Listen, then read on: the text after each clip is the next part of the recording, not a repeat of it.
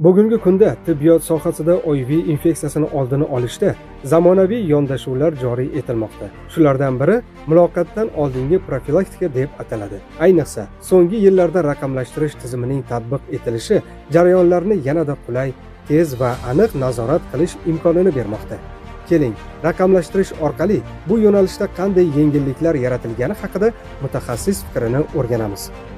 HIV infeksiyasi bilan yashovchi shaxslar bilan suhbatlashish, ular bilan suhbatlashish bayonlarini to'ldirish, debit kartalar ko'pligidan ularni qo'yishga joy topolmaslik. Shkaflar, hatto stol g'aladonlari kartalar bilan to'lib ketardi. Qog'ozbozlik ko'pligidan HIV infeksiyali shaxslar bilan bevosita, bemalol suhbatlashish, ularni nazorat qilish murakkablashardi. Hozirgi kunda raqamlashtirish natijasida elektron tizimga o'tganimizdan keyin bu hammasi elektron axborot tizimi orqali ishlarimiz ancha yengillashdi.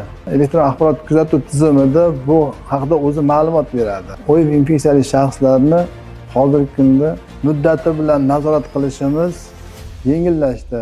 Muloqotdan oldingi profilaktika bu xotinlarning birida HIV infeksiyasi mavjud, ikkinchisi esa sog'lom bo'lib yashayotgan oilalar o'rtasida amalga oshgan profilaktika.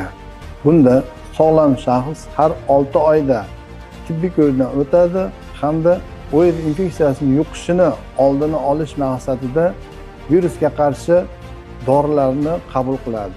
Muloqotdan oldingi profilaktika natijasida oilalarni sog'lom saqlab qolish va jamiyatda sog'lom muhitni yaratish imkoni bor.